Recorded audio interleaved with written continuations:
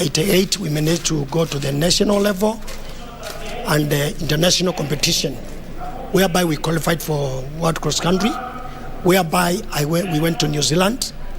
I won a silver medal in junior category.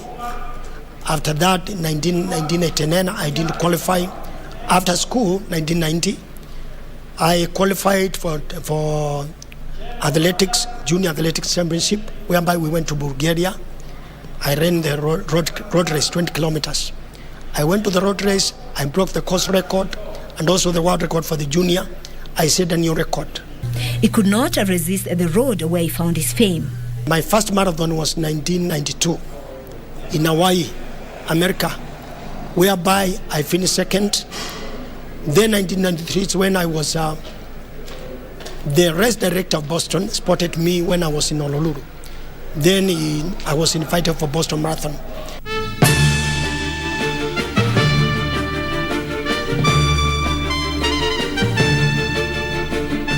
Most notable was the Boston Marathon, where he conquered not once but thrice in a row, with the best marathon performance in 1994, where he set a course record of 2 hours, 7 minutes and 15 seconds. When I went for the Boston Marathon, that was my first international race, whereby I won the race. I was the second Kenyan to win this race. The first one was Ibrahim Hussein, who had won the race two times. And I went there, I won the race, the second Kenyan, whereby 1993, 94, I set the course record, which had been there for 8 years. It had been with somebody from Australia, was called Rob de Castella, which was 2:07:56. I broke the course record to 2:07:14 seconds. So I lowered the course and the record. In 1995, he sealed his third win to become the first African to win the Boston Marathon 3 consecutive times, to go a notch higher and ride with the former U.S. President Bill Clinton. Believe you me, the 3 times I won the Boston Marathon, I got the chance to visit the White House. So we used to go to the White House from Boston to Washington, is 2 hours flight. So we used to go to there. We used to go and enter in the White House very early in the morning at around 5 a.m. At 6 is when we were meeting the president in the White House. Then we enter in the car. We go for about 2 miles from the White House, where there's a running course, whereby we used to go and run there with him. The third time, it was special. 93, we were riding on our own car.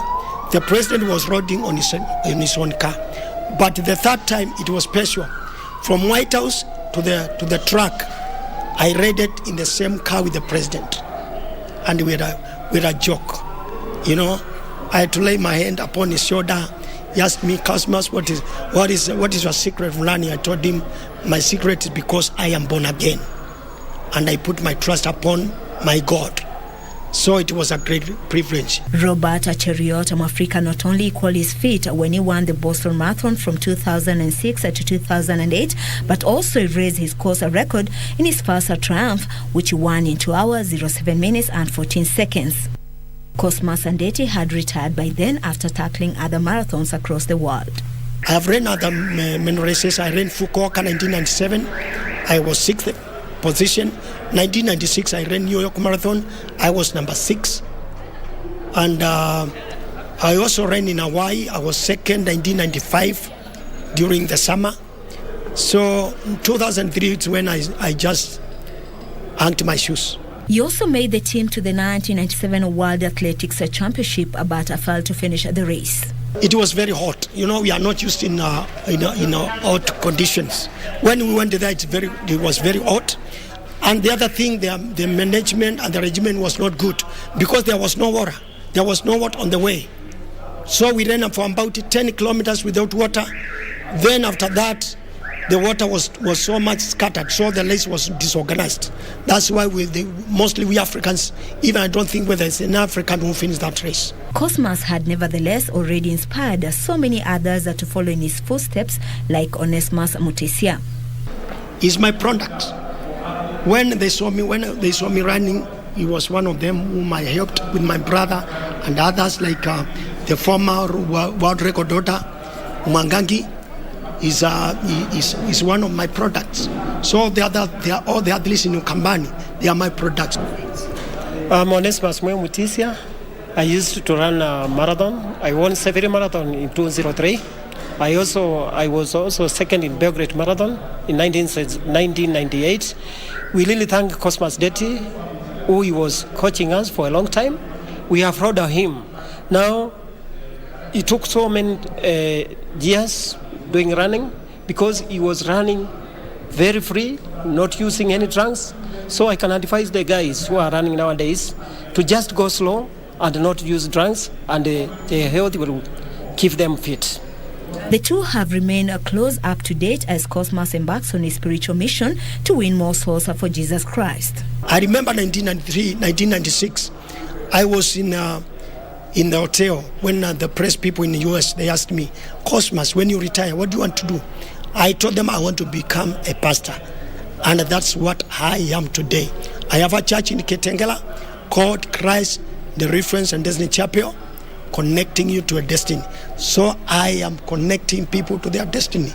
He continuously prays for the athletes to overcome all temptations in their pursuit for glory, especially in the wake of doping allegations tarnishing their image, having put behind his own tribulations. You know, everybody, I can say that everybody wants to get money. But one thing the athletes, they should know that our reputation is very important, and also the performance is very important, because I remember when we were running, nobody used this kind of drugs, and because of the technology of today, that's why we have a lot of drugs around, and people, they want to run good and they want to get money, and that's why you see them, they don't last long. They only run for about 3 to 4 races, then they're off. Like me, I ran for over 10 years running marathon.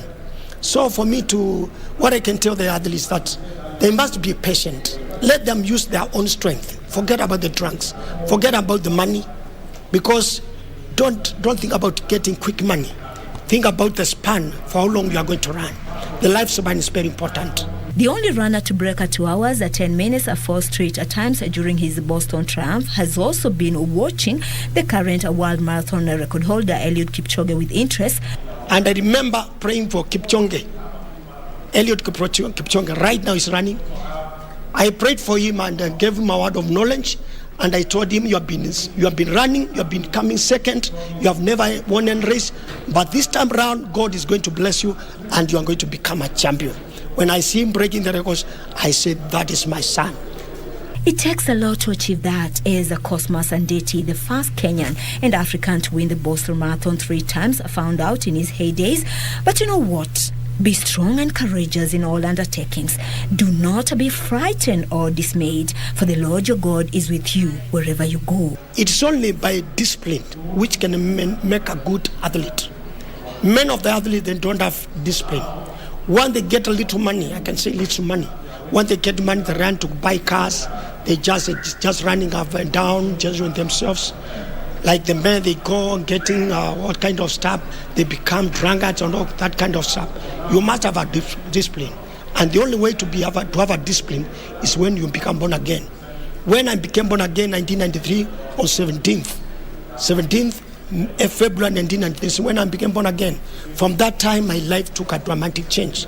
For the Bible says, the fear of the Lord is the beginning of wisdom. When you have a fear of God, there are things that you will not do.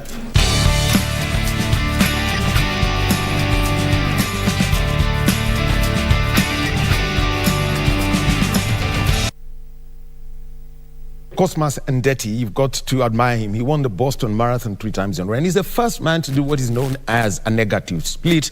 This is where you run the first half of a marathon slower than the second half. So if you've done 2 hours 10, you could do 1 hour 7 for the first half and 1 hour 3 for the second half. He was the first person to do that. Thank you very much, my colleague Mary Wavinya, for the story of Cosmas Ndeti.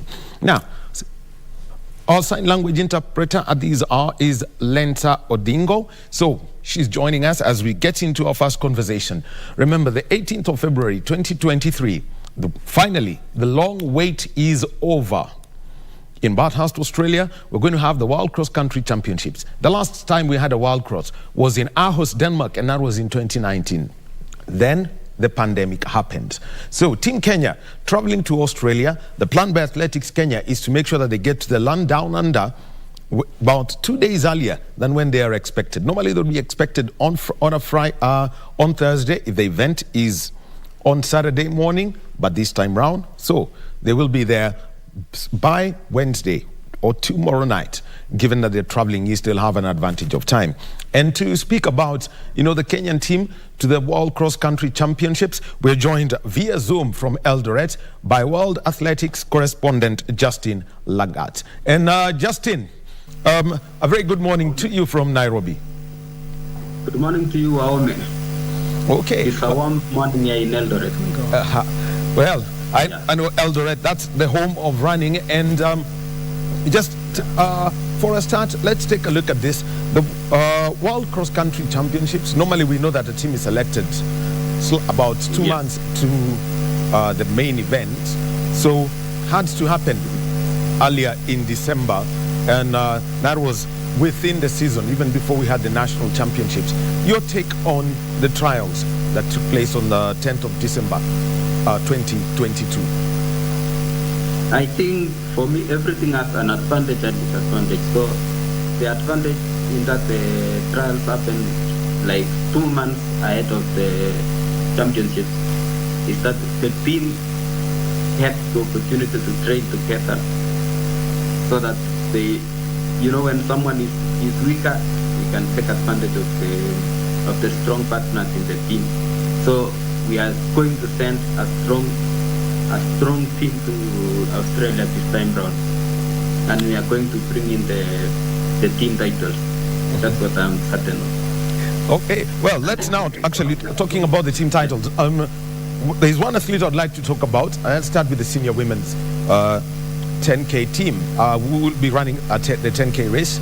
We've got Beatrice Chebet, a very dramatic win, I have to say, in Aarhus 2019, winning it right at the tape with 2 Ethiopians, right close to her.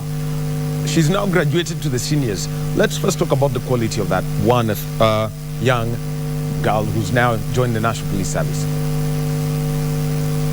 Yeah, this time round, I think the Kenyan team, especially in the women's side, they are relatively younger looking at their age. Like Beatrice Chebet is 22 years. She was moving up from the under 20 recently. But also, the main rival they having here is Letesenbet Kidey of Ethiopia. Letesenbet Kidey was also a 2 times past world under 20 champion. So like it's like they have the same level with Beatrice Chebet, but Beatrice Chebet is coming up. So we are expecting to see an interesting competition between the two of them for the individual titles. And looking at this is an event that was won by Helen Obiri in 2019. And that means there is pressure on Kenya to keep that title in the country.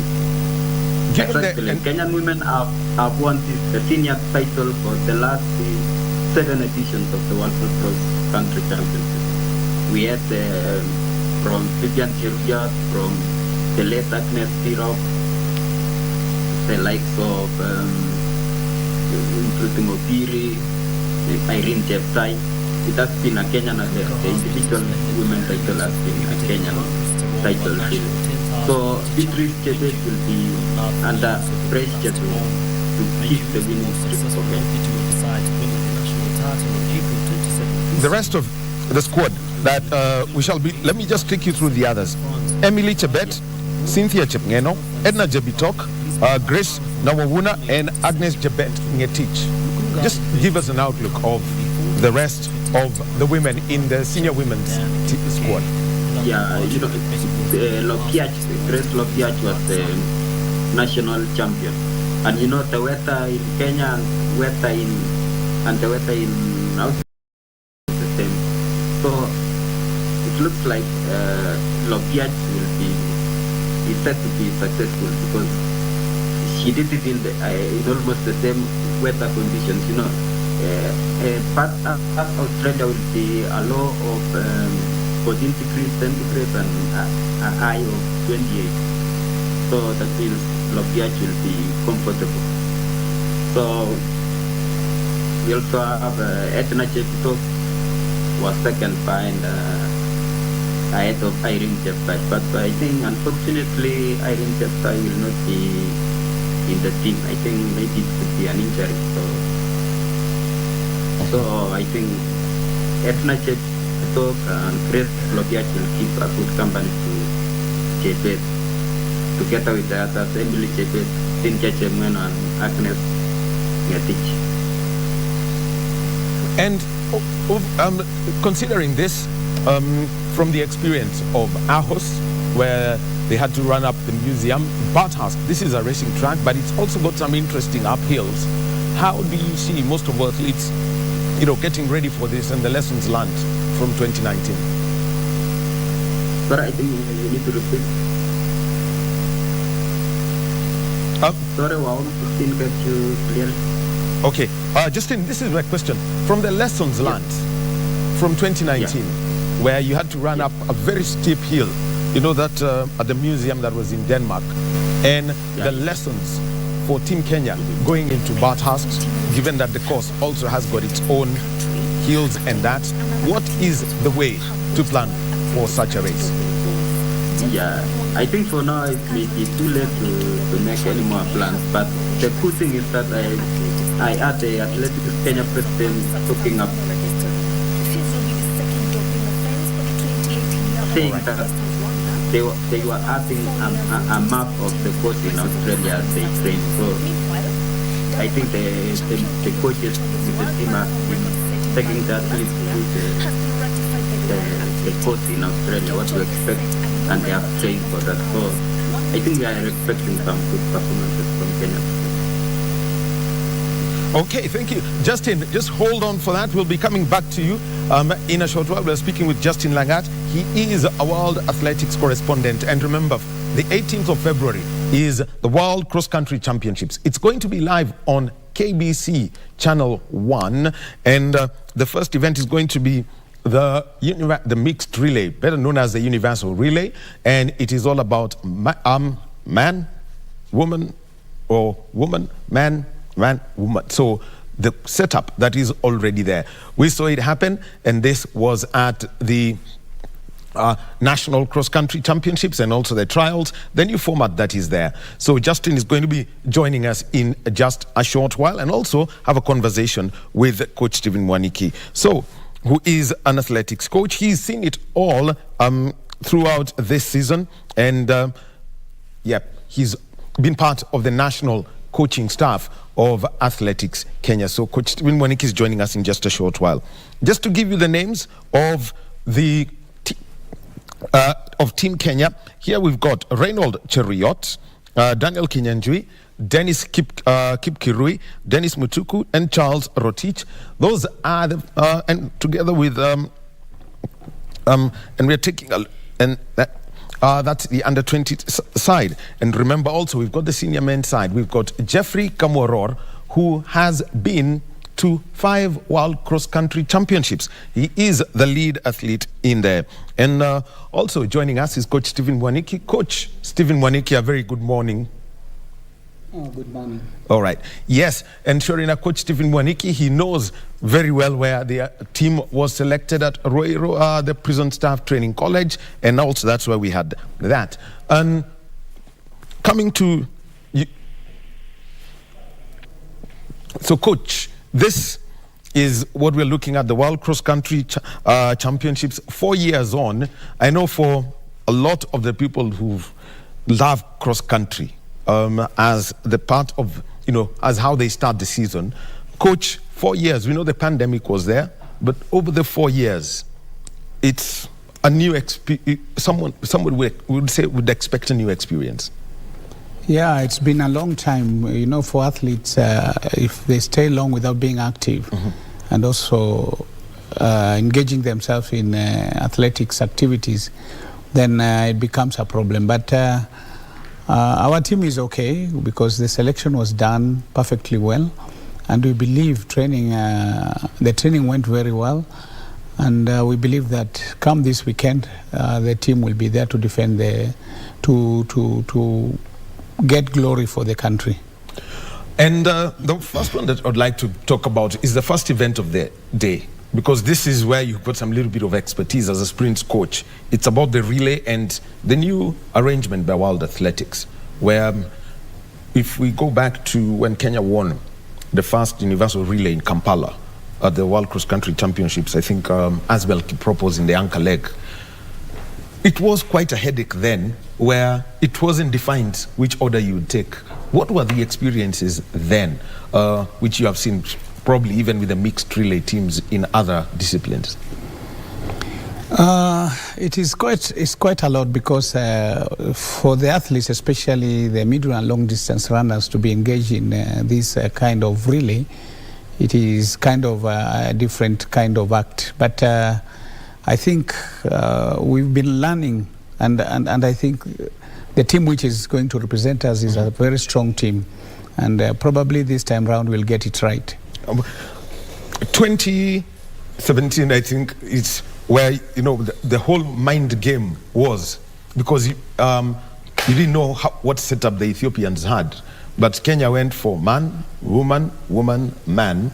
Ethiopia went for man, woman, man, woman. How difficult was it, to predict an event like that? It's difficult, but you see, the way you arrange it depends with the coach. But basically, the best way to arrange the team is just to start with a man and then have the ladies in between. The ladies follow in position 2 and 3, and then you finish with a man. But if you try to mix a male and a female, then it's going to give a lot of problems, because most of the team, definitely, they normally have this kind of arrangement whereby the male start, and then the 2 females who are in the team run in the middle, and then you finish with a man. And I think that is the best way to handle the universal relay. We're seeing changes happening, coming from recommendations from World Athletics, and this is so that you can have a real good balance in the team. And we saw it happen. Let's use the example of the National Cross Country Championships. Let's just use that, where it was man, woman, and that was for all the teams that participated. I know it was a very good day for you, having, seeing your team Prisons win on their home ground. How has that helped, create a fair playing ground for the universal relay? It's fair in the sense that when you have women running against women, that is fair.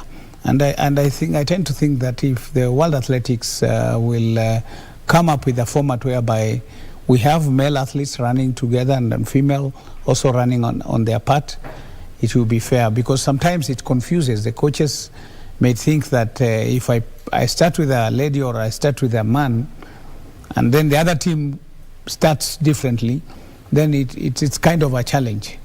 Yeah. So there you have it. And just taking a look at it, the whole question is the final team hasn't, we won't really know the final quartet, but there's a tendency to have the 1,500 meter runners and the steeplechasers coming in. How important is it for them? Because they're doing one lap, just 2 km, and they've got to find a way to balance between their endurance and pace.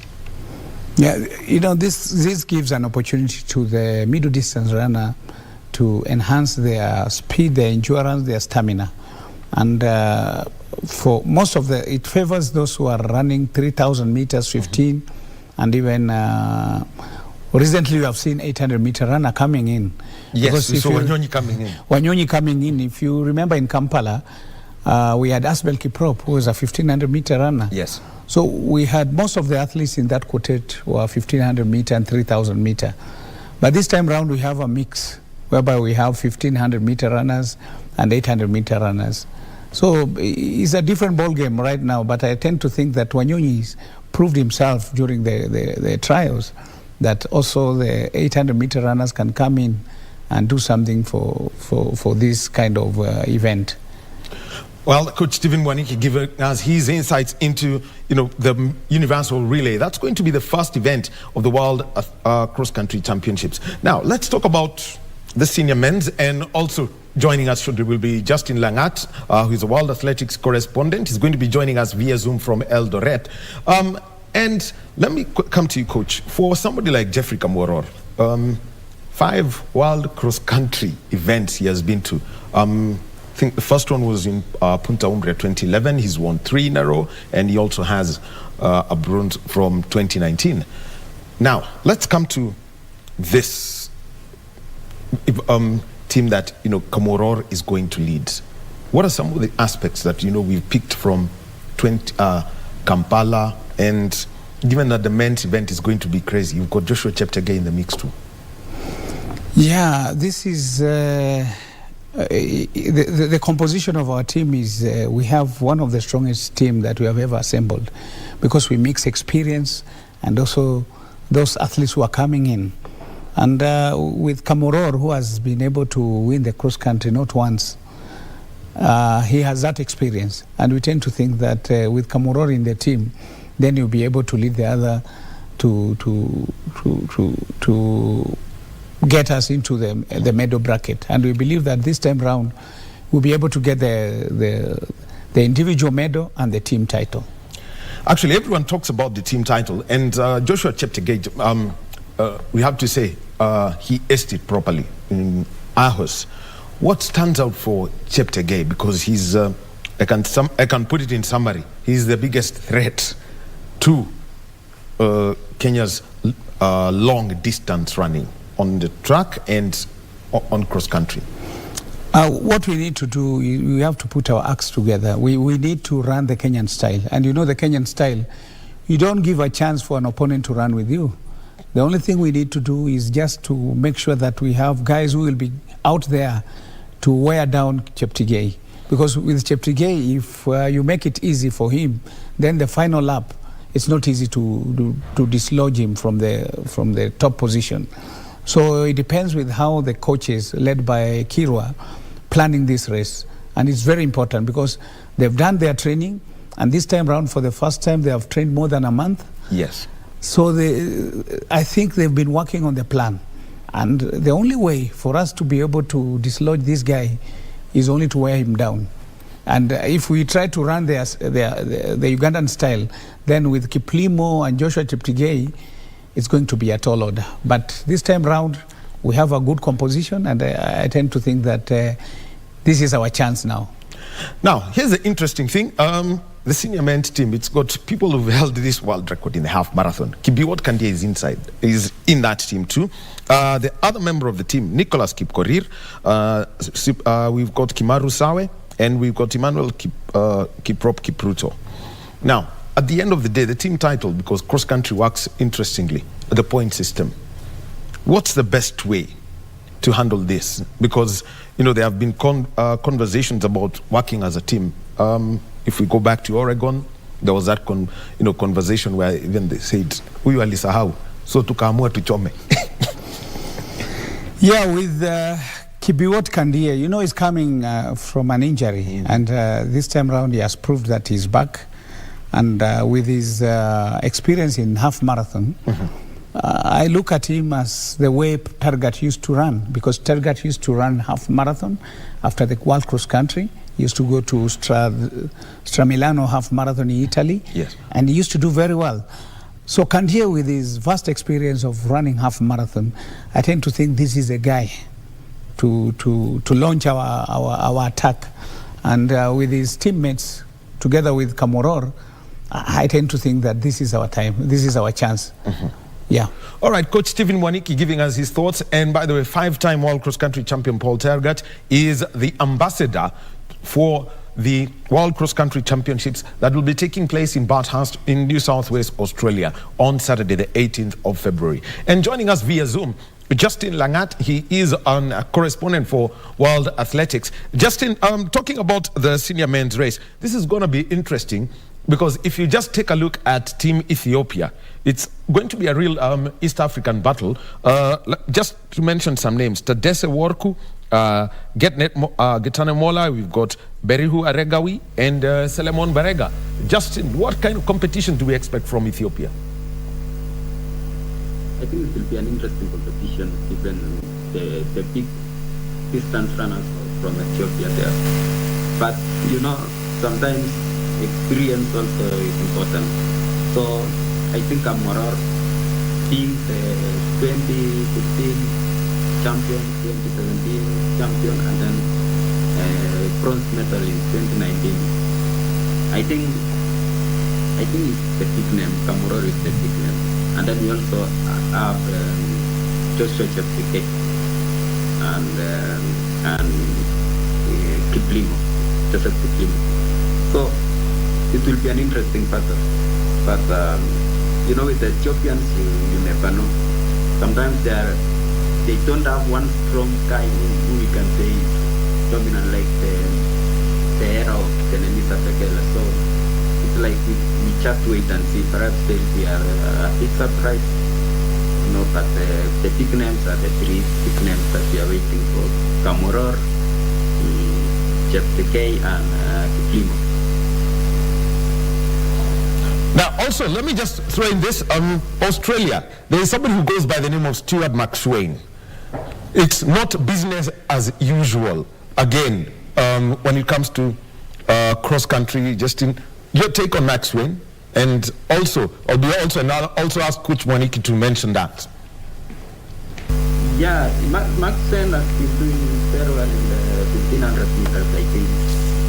So, looks like is more of the middle distance. So the 10,000 meters may not be the best for him, but we shall wait and see, because he will be in home crowd. So you never know what happens when someone is at their home crowd. All right, thank you very much, Justin. And you know, looking at the entry list that was published last week by World Athletics coach, you know, you start seeing it's not just your usual, you know, Kenya, Uganda, Ethiopia, Kenya-Ethiopia battle. Now there is also the Kenya-Uganda battle. People like Stuart McSwain coming in, and they've made their impact in the 1500 and the 5000 when it comes to this. Yeah, you should not be worried, because the only worry we have is the East Africans, because these guys who are living along the Great Rift Valley, they are the ones who are going to fight it out, because it's only the battle is between the Ethiopians, the Kenyans, and the Ugandans. So you should not be worried about McSwain and the Europeans who are coming in. It's not easy, because cross country, the guys who have the most, who have trained in the endurance aspect and also the stamina and the strength and the speed, are the guys who we are going to call the shots. So we should not be worried about the likes of McSwain and the rest. But what I know is that the battle will be between the three nations: Uganda, Tanzania, and Ethiopia. And you know that for us as Kenyans, we've won. We are the only country who have won the World Cross Country 18 times in a row. So we are also coming back. So you should not be worried about what will happen in Australia. We still believe our athletes, the ones who are selected during the trials, will be able to match our record. Now, the other one that comes up is, if I look at, for example, the Tanzanian team, sorry, not the Tanzanian, the American team, the Bohr brothers, Emmanuel, Hillary. You know, there is the change of allegiance. Kenyans have now moved and are running under different passports. What kind of competition, you know, could we expect? We saw that happen in the women's steeplechase. There's a whole shift.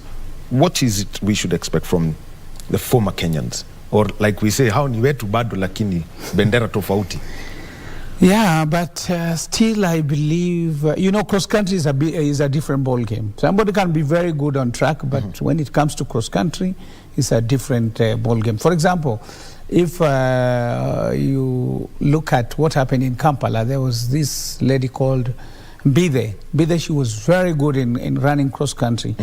You look at profile on track and field, he's nowhere. Yeah. But in cross country, he was among the top athletes who made it easy for us to win the mixed relay. Yes. So coming to cross country is a different ball game. You can be very good on track, but coming to cross country is very different. So we still believe, though the Americans are there and all these countries are there, they're looking upon the three nations, the ones I've mentioned: Uganda, Kenya, and Tanzania. Uganda, Kenya, and Ethiopia. Yeah. So there you've had it. The coach insists it is still the East African affair when it comes to this. But remember, we will watch live on KBC Channel 1 and see who gets hurt at Bart Hurst. Now let's move on to the under-20s, and this is a fully development affair.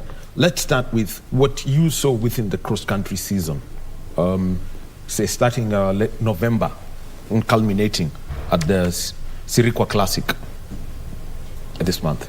Yeah, the under-20, we are lucky because our system where we develop our under-20s is good.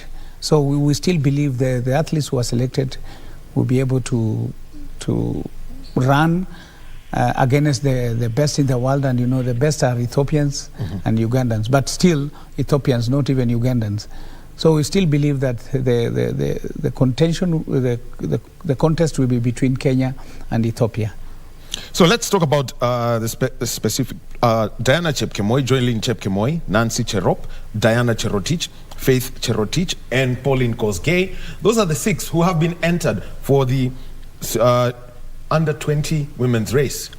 What is it that you've seen with these young athletes throughout that season before they went to St. Mark's, Kigali for camp? Yeah, during the cross-country series, we were able to see most of them, those who have been selected, were among the top 3 in the cross-country series. So we tend to think that we have the best. And because of the experience and the exposure that we've gotten in our different areas of running the cross-country, I still believe this is the best for us. We have the best team there, and come 18th, we'll be able to prove to the world that we still have young people coming up and ready to run the middle and long distance. And which is the best way, to handle this and make sure that, these athletes are ready? I mean, at times they get out there. Somebody may have some stage fright, but unless you have, a prodigious talent like what Beatrice Chebet, pushing to the very last line. I think that was the closest finish ever at a World Cross Country Championships at the under-20 women. Yeah, the difference between the under-20 and the senior category is that the under-20 run the Kenyan style. They don't care who is in the race, they just run the race. And that is the best way to win a cross-country.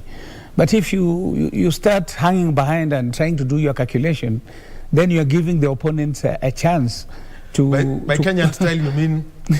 You have to run in front. Stay at the front? Yes, that is how we've been winning this cross-country. But when you see that we hang behind and trying to do the calculation, then we know our weakness. The final bit of it is where we are normally beaten. So this time round, I think, still with the youth, the under-20, I watched their style of running. I think we have the best.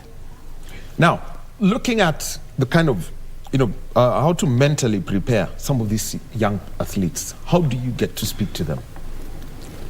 Yeah, the most important thing is just to tell them that they have a duty to defend the name of this country, because we are known in middle and long distance. And the best way is for them to run as a team, to be able to protect each other. And if somebody lags behind, you try to talk to each other. And the best thing about our team is that most of them, they speak one language. Yes. And you know that. So when you hear Ngebe and all this, that is when you know the war has been declared.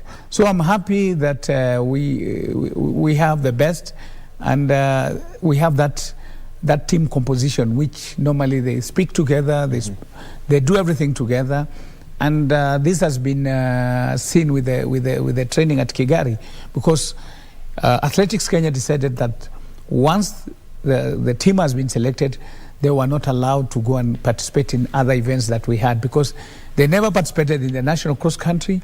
They were not allowed to participate in Sirikwa Classic.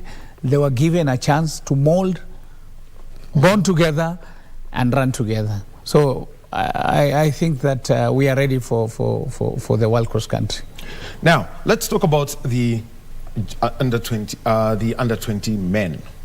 Now, this is also a very interesting one, because the conversation is this. It's through events like this where we've had world champions.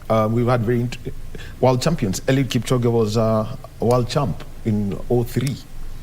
Jeffrey Kamworor in 2011. So it has produced this people who come, keep shining all the time. I mean, even in the later years. How do you handle this team that's mixed, and knowing that Uganda have seriously invested in their young people? Actually, it's not even Ethiopia I'm worried about, it's the Ugandans.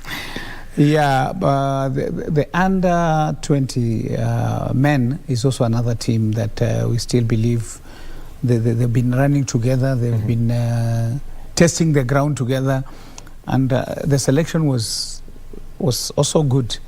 So I believe that this under 20 men, the main battle will be between the Kenyans and the Ethiopians, not Uganda.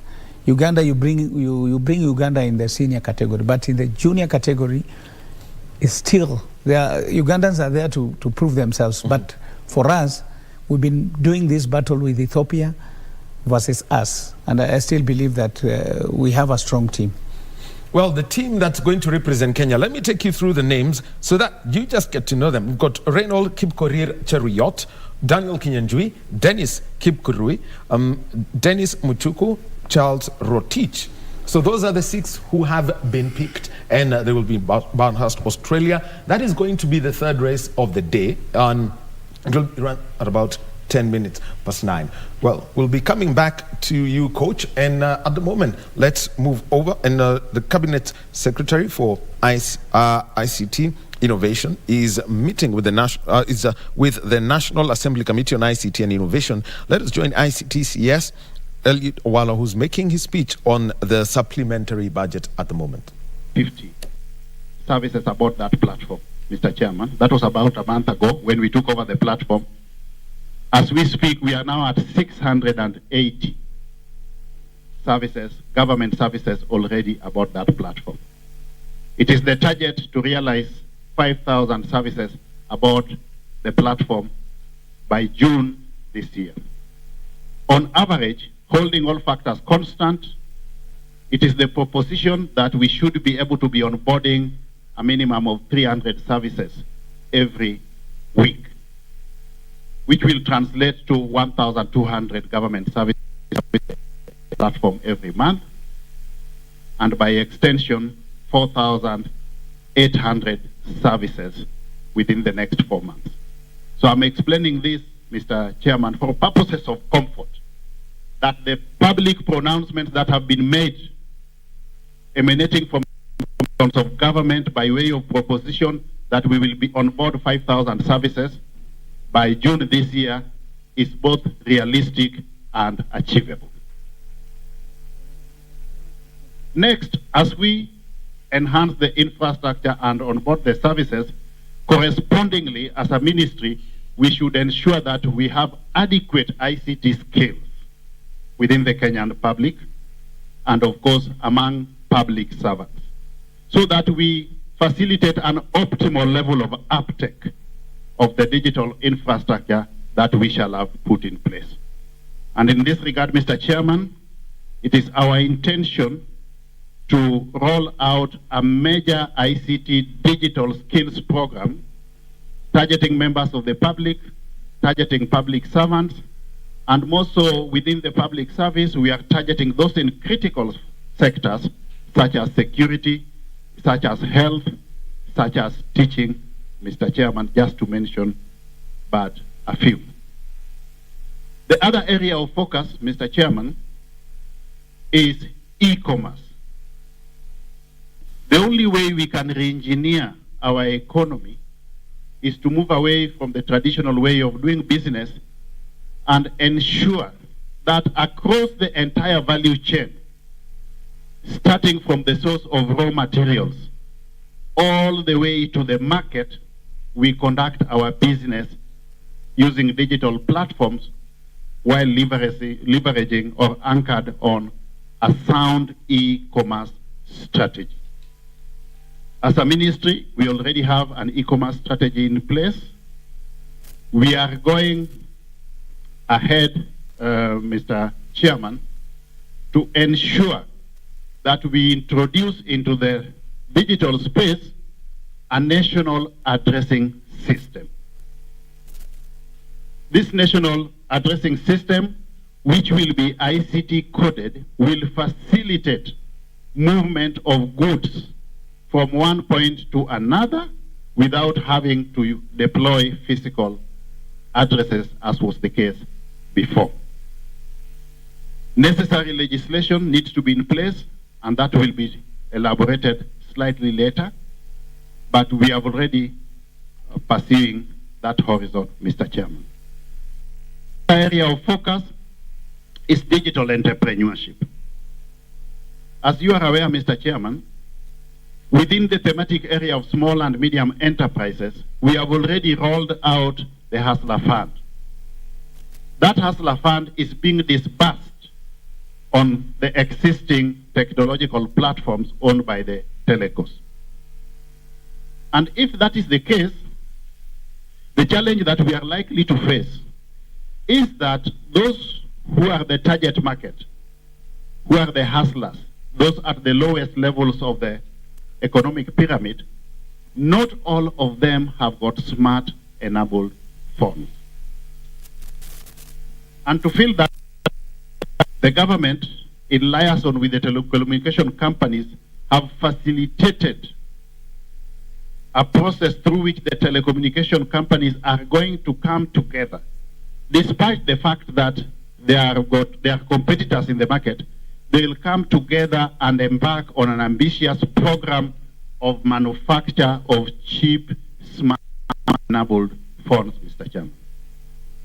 And it is envisaged that based on the feasibility studies that has been undertaken, if those telecos combine their efforts and enjoy economies of scale, which will translate into a reduction into the cost of the production processes, we should be able to get into the Kenyan market cheap, smart enabled phones at a unit cost of $40 per unit. And this we envisage should be up and running by July this year, Mr. Chairman. The other area that we are targeting within that entrepreneurship is to focus on transforming or realizing the envisaged target of our Konza Technopolis being our own version of the Silicon Savannah. We have already laid down the requisite infrastructure that is in place. We have got a fully fledged data center already at the Konza Technopolis, on the basis of which quite a number of institutions, both public and private, are already onboarding their data, Mr. Chairman. We still have the potential of absorbing an additional data centers within that space, Mr. Chairman. But based on the existing infrastructure, to the private sector to come and invest within the Konza Technopolis, which is our envisaged smart city. And in this regard, Mr. Chairman, we appeal to you as members of the ICT committees to be our ambassadors in ensuring that we realize that Konza vision, so that we use that as a means of positioning Kenya effectively as the ICT hub of the African continent, and by extension positioning the country effectively in the global digital space. We are also embarking on augmenting the efforts of public entities by way of setting up digital hubs, innovation hubs within our tertiary institutions. About 2 months ago, and we were with you, Mr. Chairman, the President launched an ICT hub at the Kabete Polytechnic. And it was pleasant to learn that some of those boys and girls who just left school in Form 4 last year are today already engaged in digital jobs, earning to the tune of 150,000 to 200,000, 6 months down the line after Form 4. If we embark on adequate level of training in that space and align them to digital jobs, perhaps this would be the game changer as far as the unemployment situation in this country is concerned, because that is the only space where jobs exist. We no longer have the white-collar jobs, Mr. Chairman. The other area that we are focusing on is to ensure that as we digitalize our services and digitize government records, we are also ensuring correspondingly that we have got an enabling legal and policy framework that would facilitate all these interventions in the market in response to emerging issues in the operational environment on one hand, but also in tandem to global best practices on the other. So correspondingly, we will be looking at the policy framework and reviewing them as the need may time to time. And where none is existent, we will also be liaising with all stakeholders through adequate stakeholder consultations and, of course, seeking the intervention of the National Assembly to ensure that we have got an appropriate policy and legal framework on which we can anchor all our proposition within the ICT and digital economy space. In this regard, just for purposes of clarity, accordingly going to ensure that our level of digitalization does not compromise our cyber security. And we have been assured through the Data Protection Commission, which is an entity under this ministry, that over and above the Computer Misuse and Cyber Security Act, we have got adequate legislative framework, rules and regulations that would ensure that simultaneously or correspondingly, we are also not compromising the level of security, so that data emanating from members of the public is both secure and protected.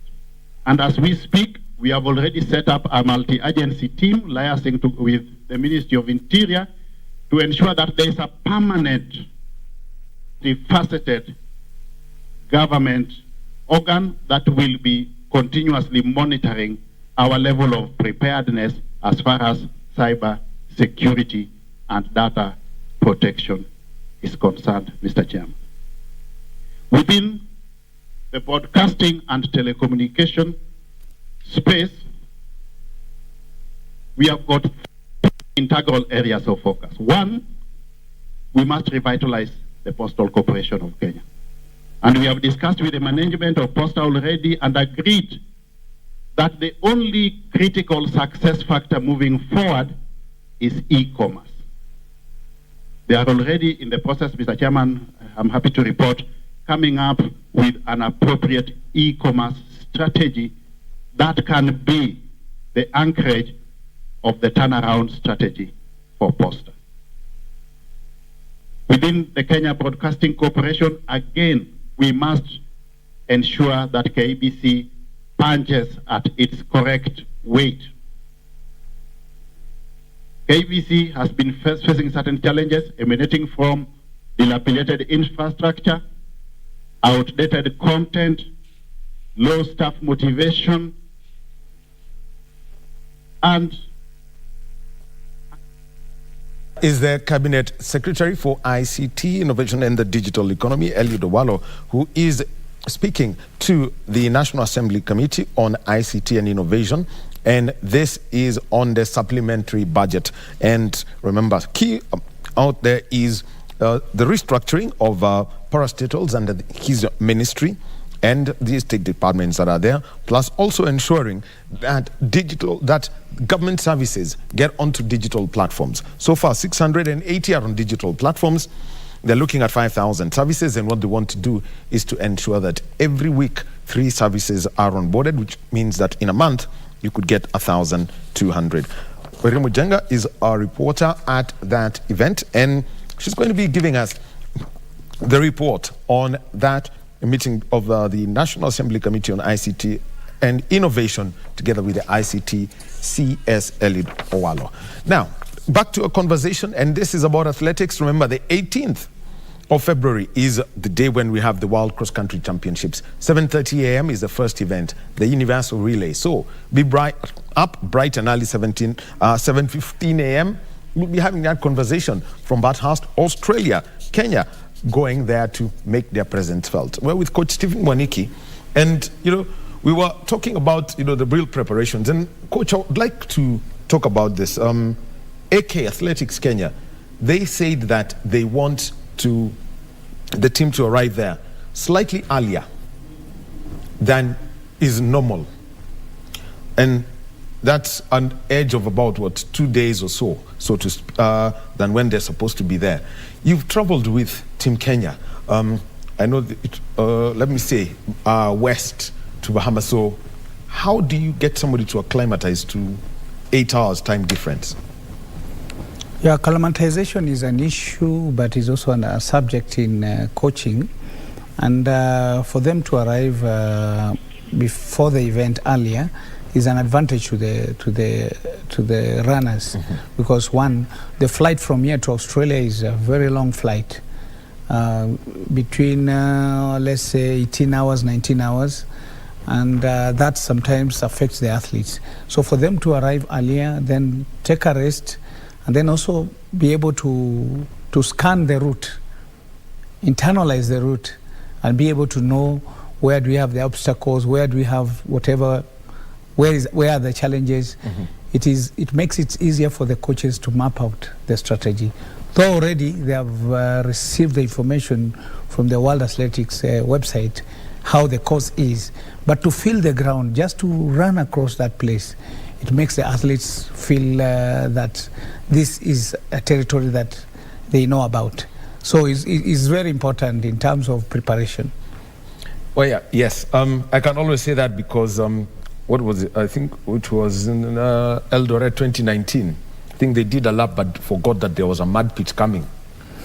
So like they say, kwa ground vitu ni tofauti.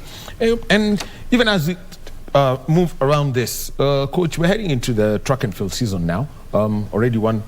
We've had already the event. Kisumu has already hosted that. So let's just the outlook and the key thing for the track and field athletes over the next 2 months or so, by the time we get to May.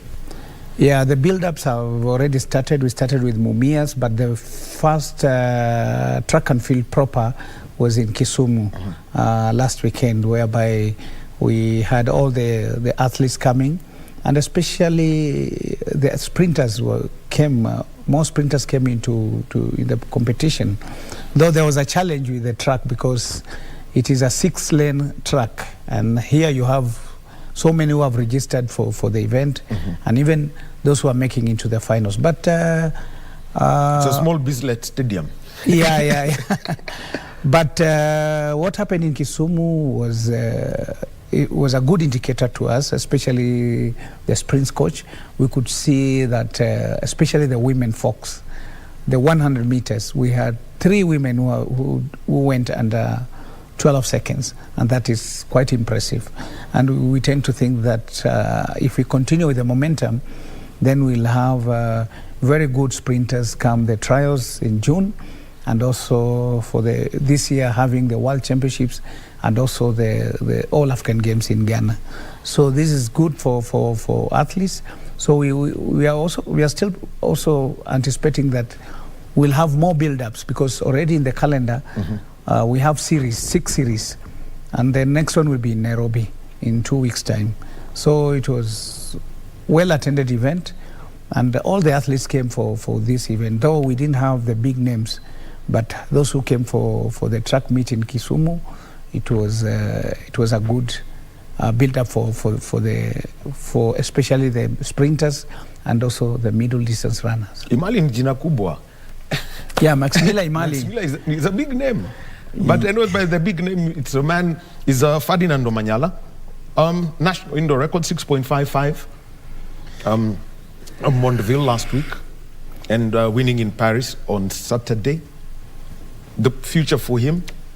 Yeah, I tend to think that if Omanyala comes and run during because he's ending his world indoors slightly before the Nairobi meet. You know, Nairobi meet is on 24th and 25th.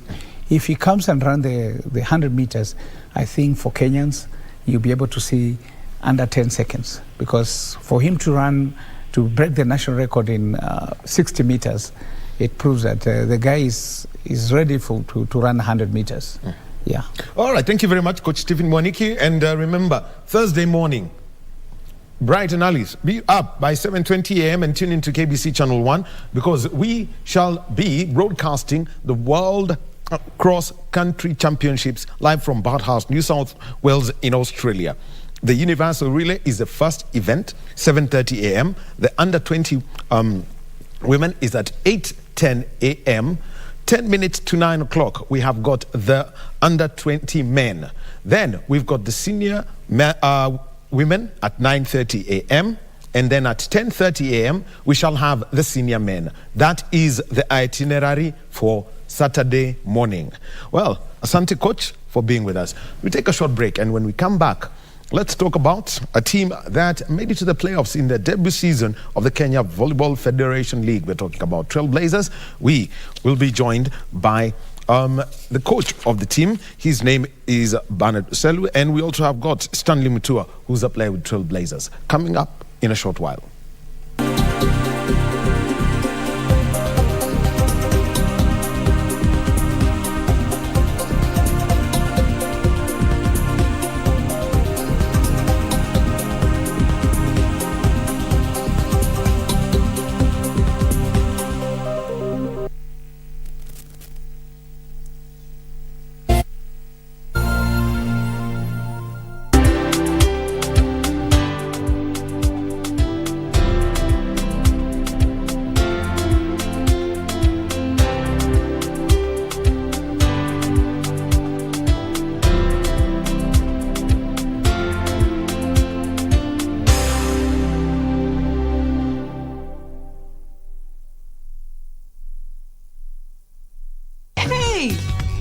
Listen up. Hello, everyone, and welcome to Engine. How do we hear? How do we see? What makes up the air we breathe? Let's go! Let's go! It's technology. Let's go! Let's grow! Science, you and me. Let's go! Let's know! We're learning every day. Let's go! Let's grow! Let's ask, let's learn, and let's love. And don't forget to make it fun! How do you know they're dating? They could be friends. Just eat your meal. Don't start spreading gossip. Listen, no matter what happens, come find me. If you need to talk. What are you doing? Can't even open up a bandage? You can't answer my questions, and you need a bandage from your boss. Don't need people to feel sorry for me and be my friend.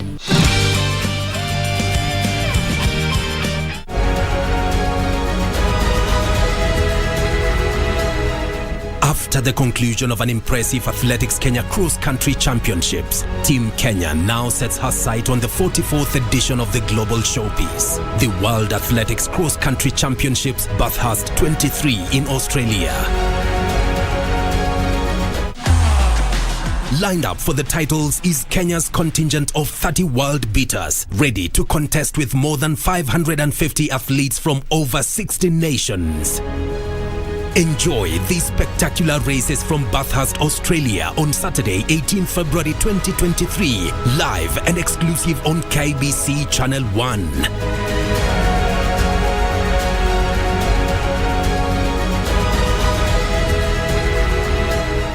KBC Channel 1, your true sports partner.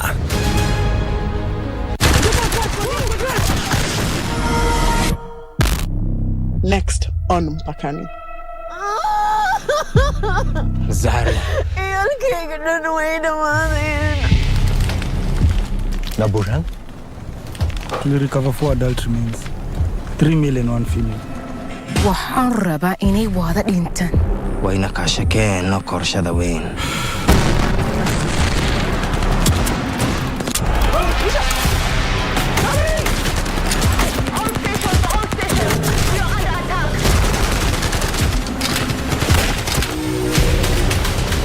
Dinami se juntadı.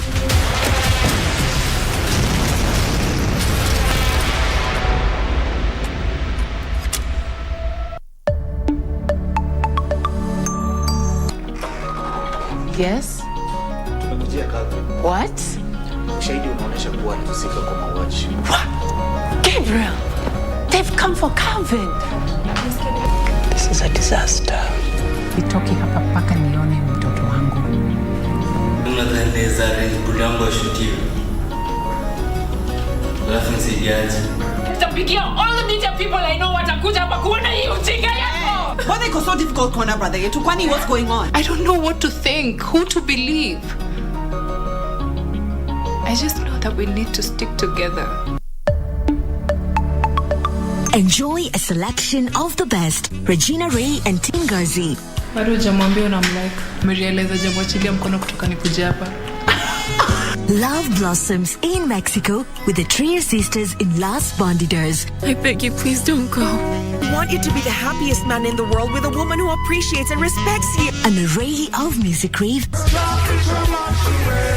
Make me lie when I don't want to. Blues. You are my everything.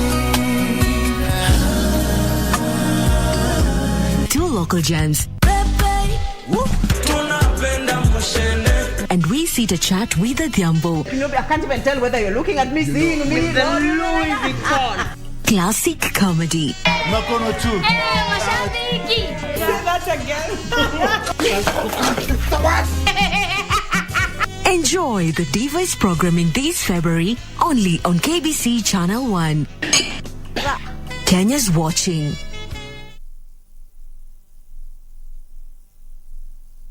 Vijana chapakazi wenye nguvu za ziada. My youth, uko na talent ya kusing, spoken word, kucompose jingles ama any other unexploited artistic talent.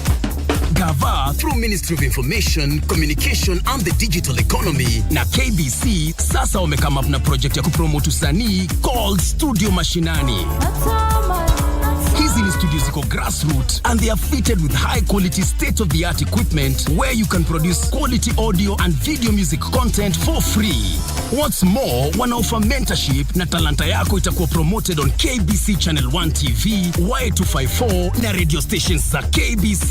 Tembelea Studio Mashinani huko Comarox, Langata, Sauti House Mombasa, Kirwara huko Gatanga, Kitui next to Manyanyoni Chiefs Camp na Kisumu City wako hapo KBC station. Usilalie talent. This is your chance to commercialize and popularize your talent through Studio Mashinani.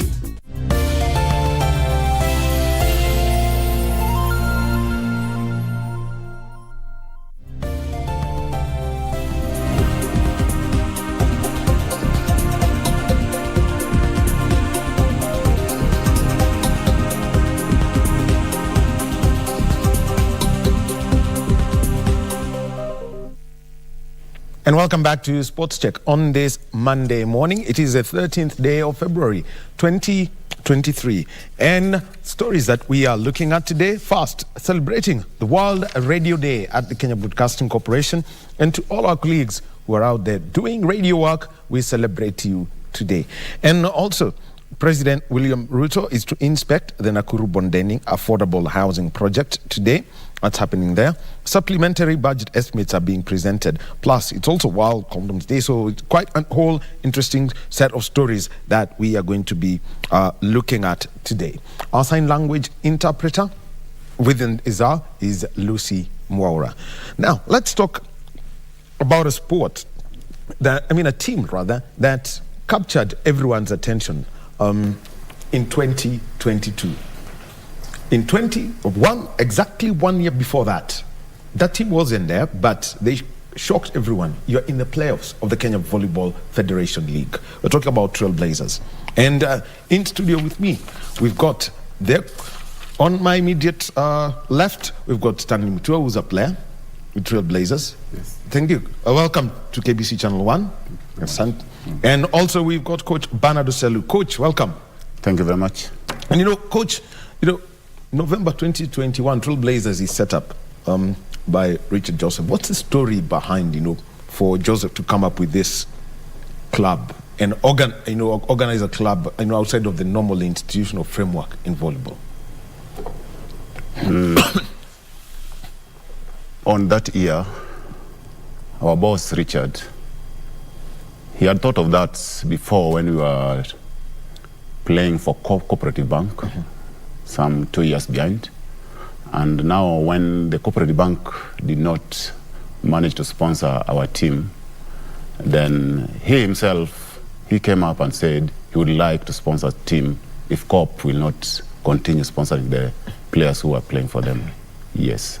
All right. And then, let's continue with this. Then from there, when Coop did not manage, he himself talked to the head coach. We have a head coach, I'm the assistant coach. The head coach, they sat together with the head coach, and themselves came out and see that the other players which were left out, which were not absorbed in the other clubs, they sat down and called them and talked to them, and the players agreed that they will come and join and play for the Trailblazers. That's how it started. Yes. The rejects, let's say the rejects, who are left, to me, those who are left by the team like Equity, they dropped many players out. They say those players are not helping them, but to us, we show those players, they had potential of making it to become better players.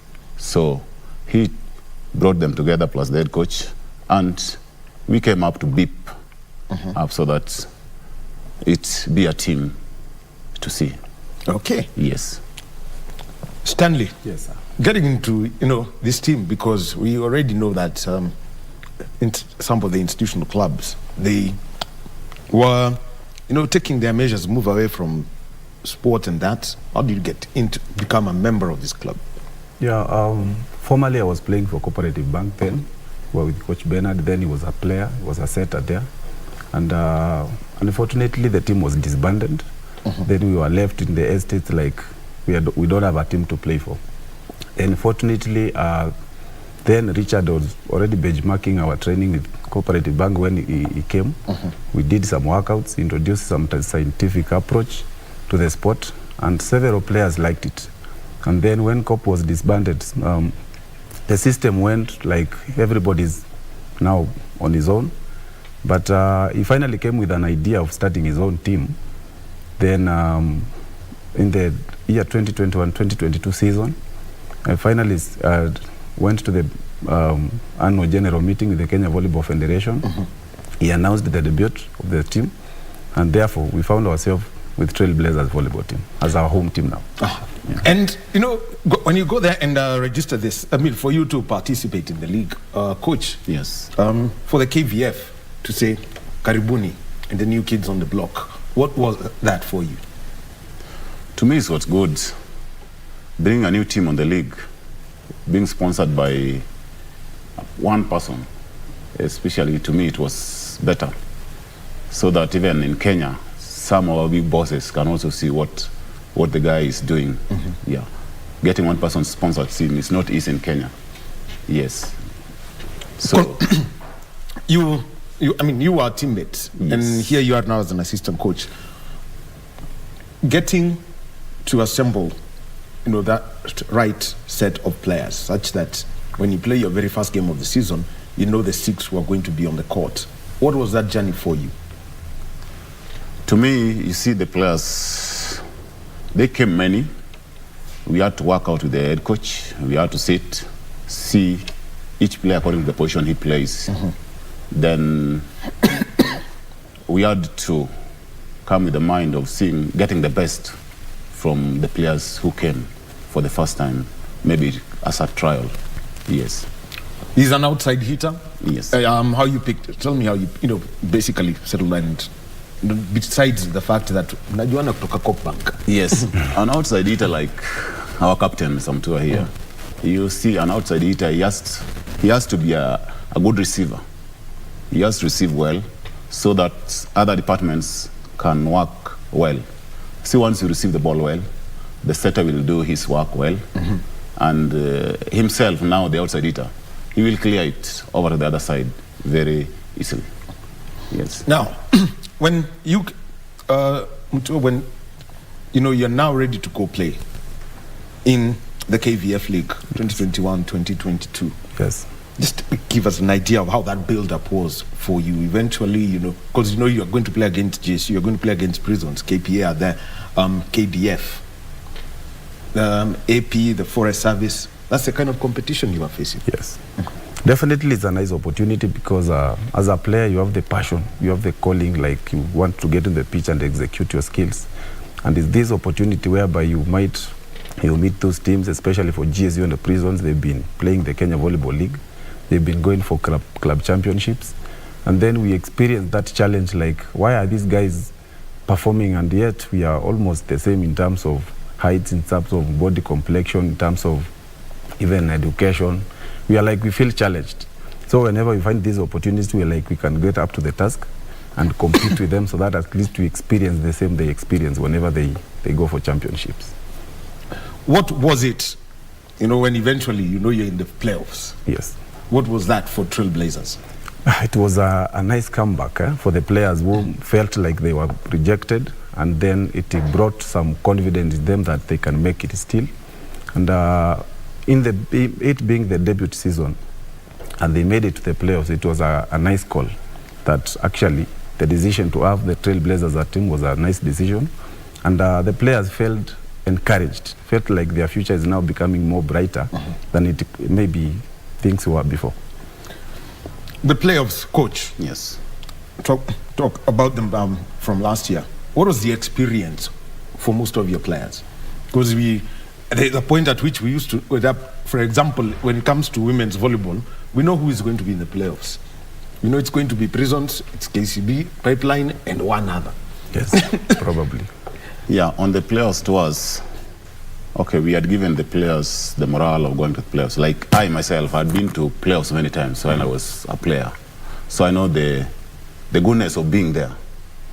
Once you be there, it's when you can go for the club championship. Yes, so since we had experience, we had experienced players and inexperienced players. So we used the experienced players to pull up the inexperienced guys. So that morale they were used to give them that power of playing better to be and join the other teams in the playoffs. So it's not easy to be in the playoffs. Many teams, even like GSU, they taken more than 20 years before they started getting into playoffs.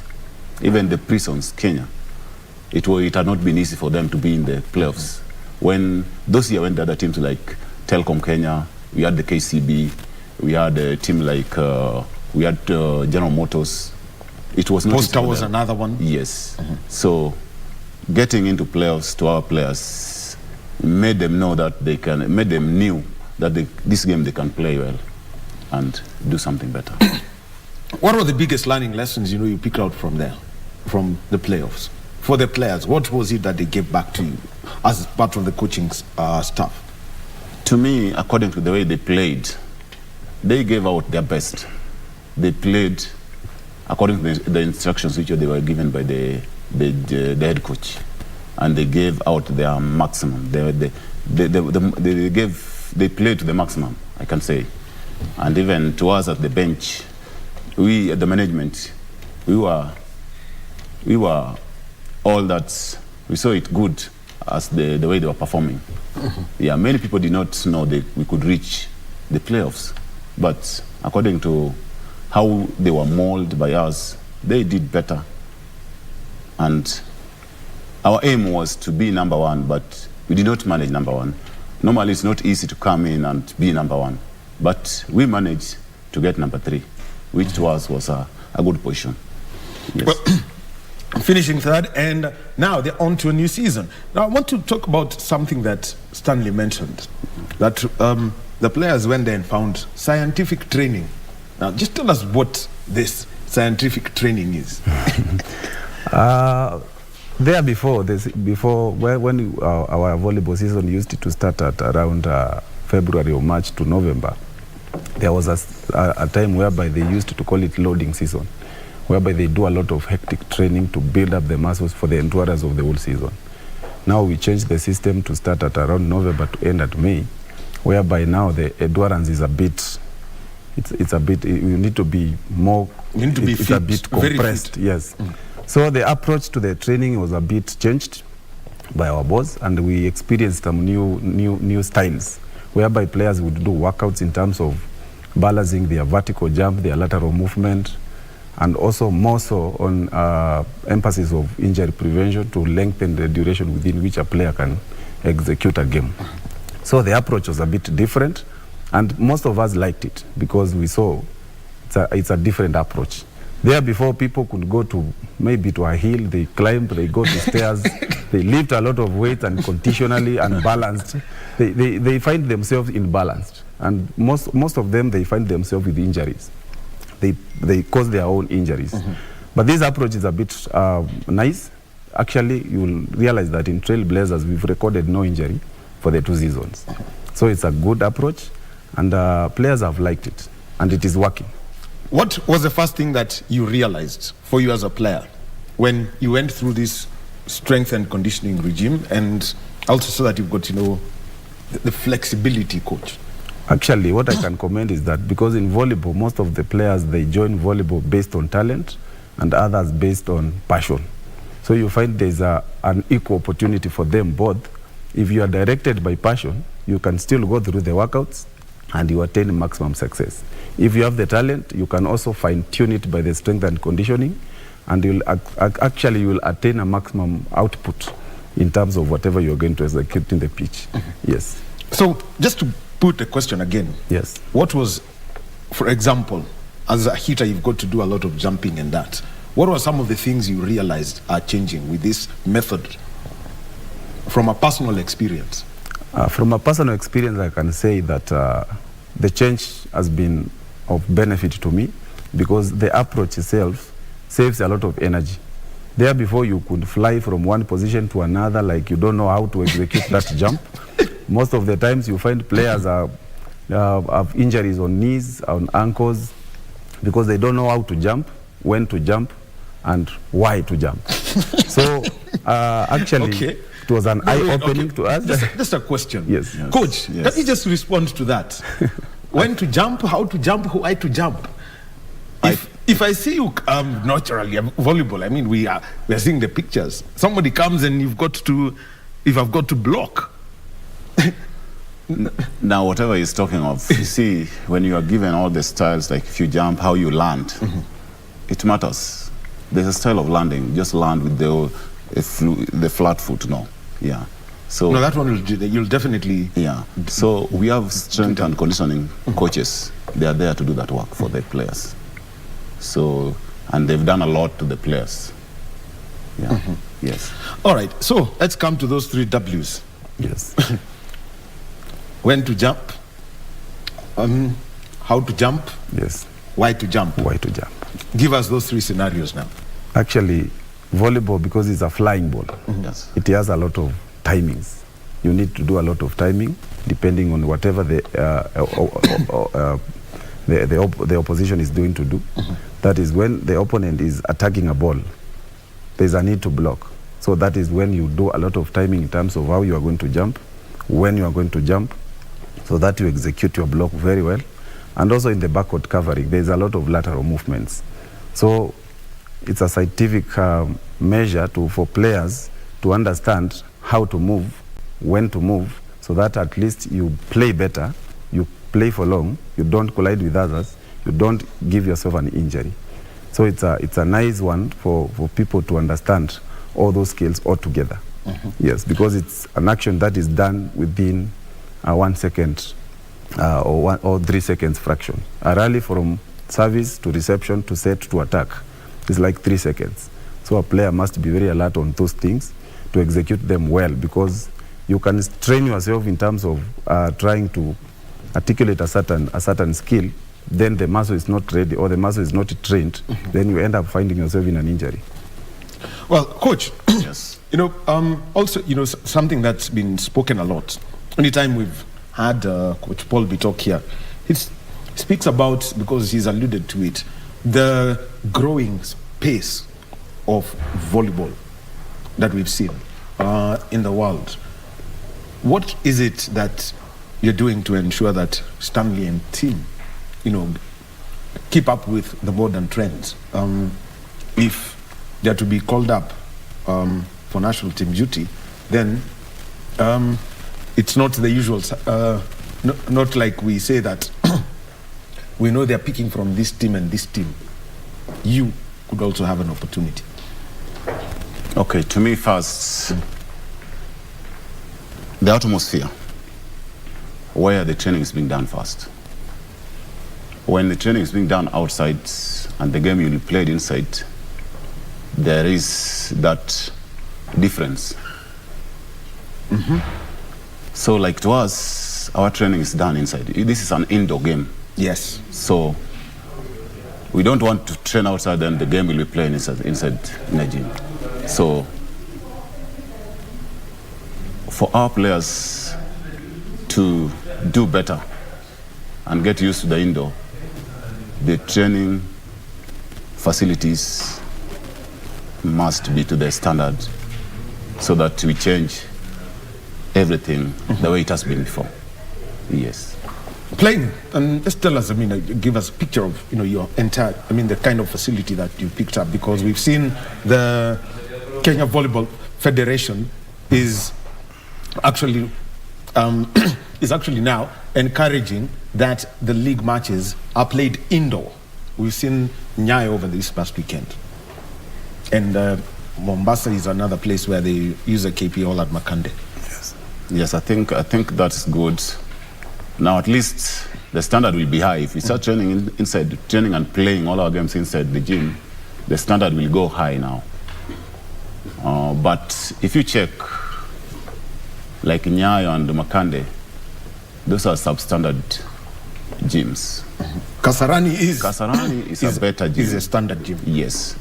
And likely for the men's team, I do request the KVF, if they can, mostly to take men's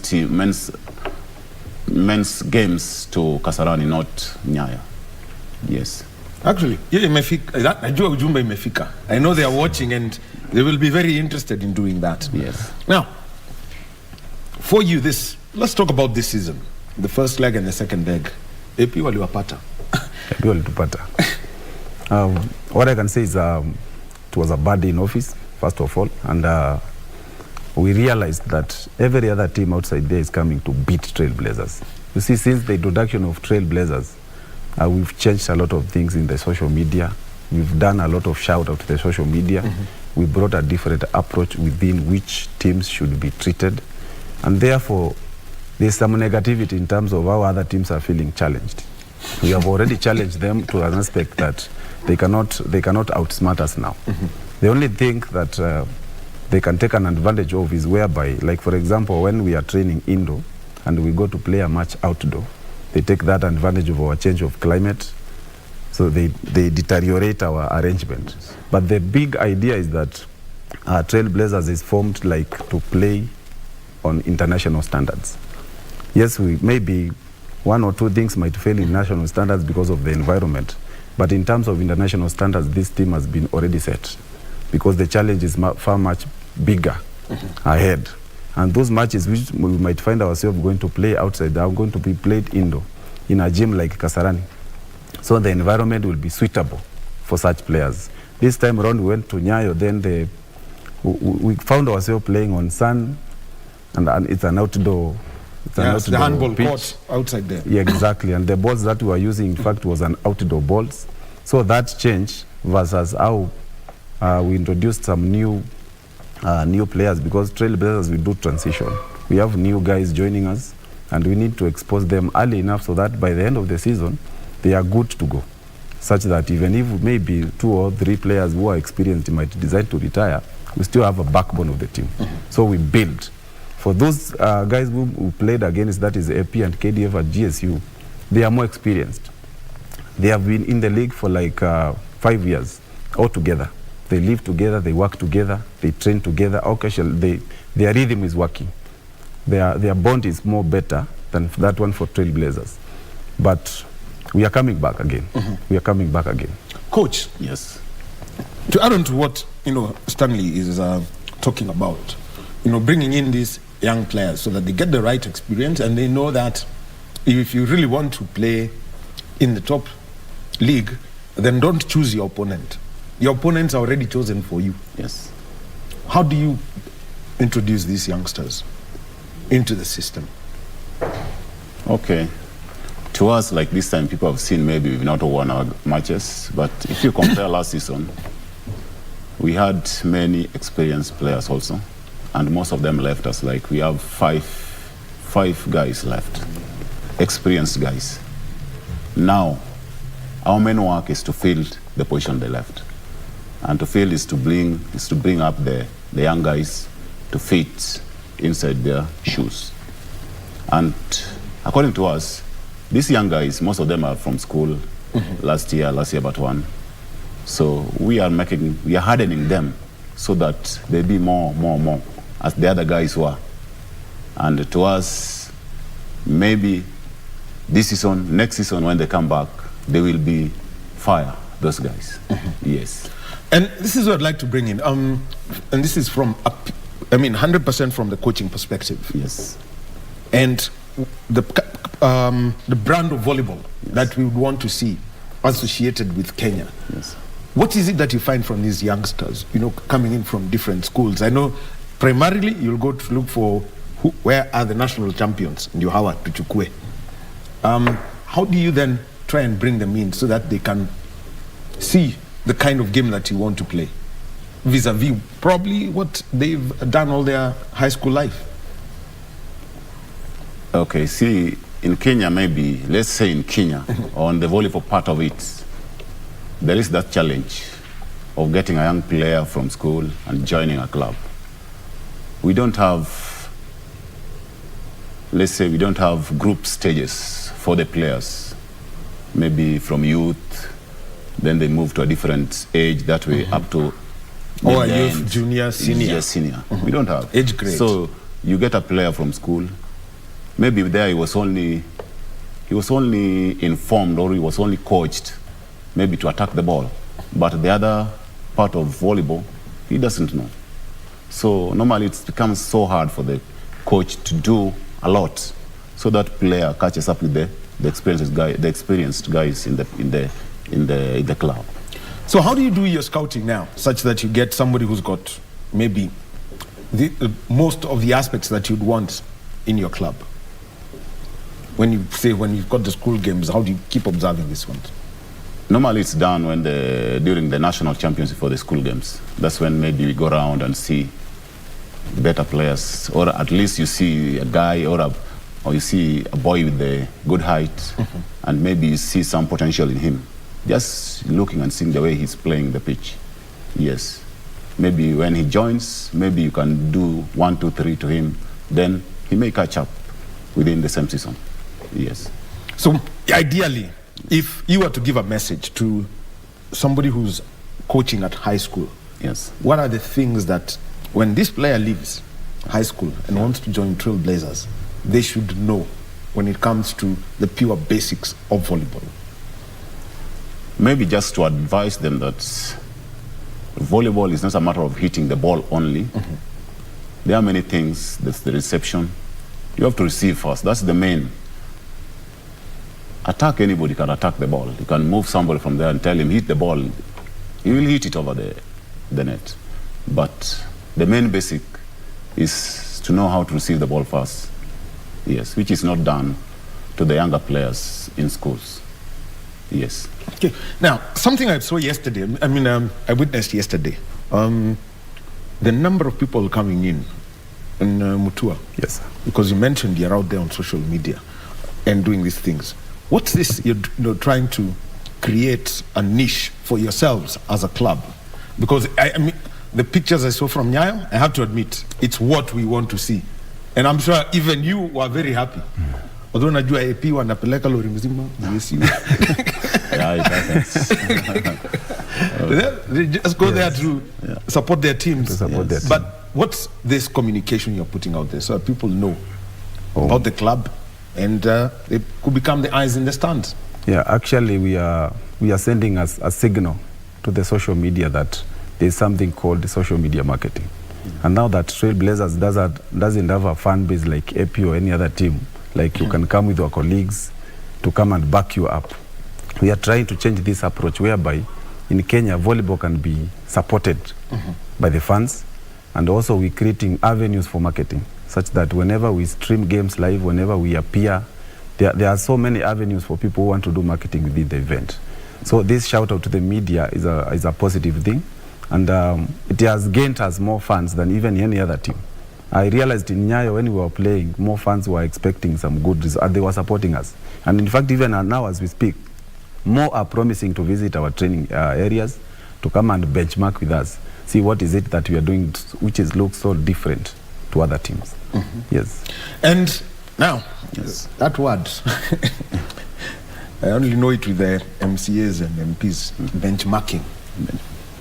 For you to set now what he keeps talking about, the scientific and all of this, head coach George definitely has got to do something, and Richard also has got to put his impact. Yes. What are the things that you ensuring that this is the bare minimum that must be done at Trailblazers at any one point? Now, what should be done first is discipline. Our team is disciplined. That's why you find even the social media now, things are going on well on our side.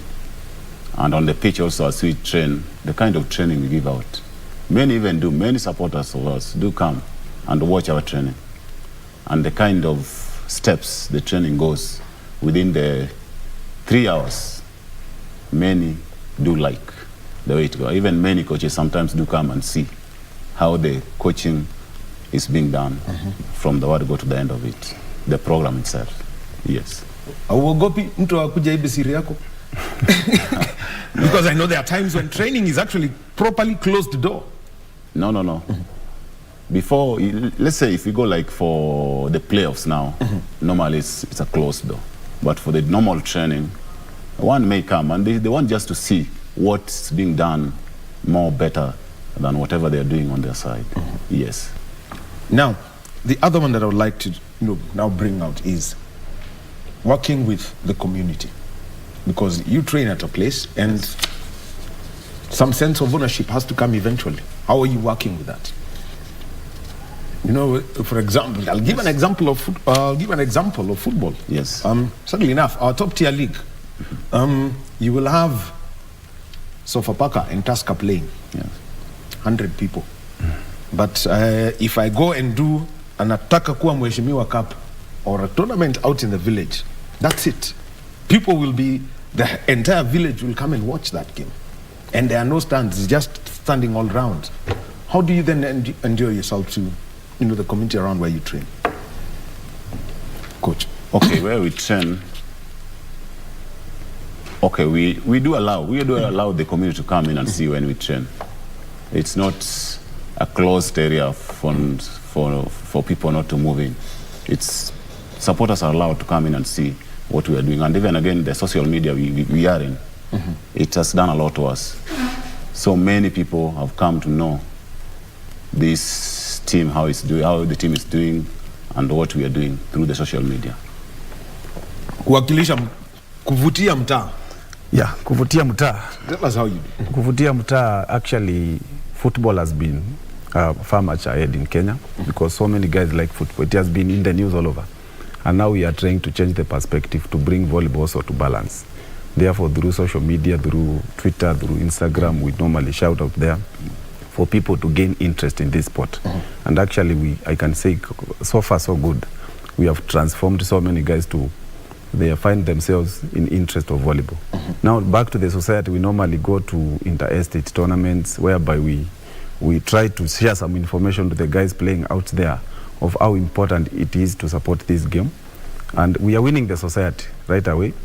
And whenever we train, we normally invite each and every other person to visit. Yes, we invite them to come and see whatever we are doing so that at least they can feel that heat. Because the message, we are not going to close the message also for only trailblazers only, but also to the other public, so that maybe we can tap 2 or 3 people in the society and get helped by their career. Yes. Coach. Yes. 5 players replaced. You mentioned that. Just give us a profile of this squad and the replacements that you put out there. Okay, like last season, we had Moses, he went to Qatar. We had our captain, James, who was one of the best libero we had. Now he's held up with job. He normally does not make it to the training.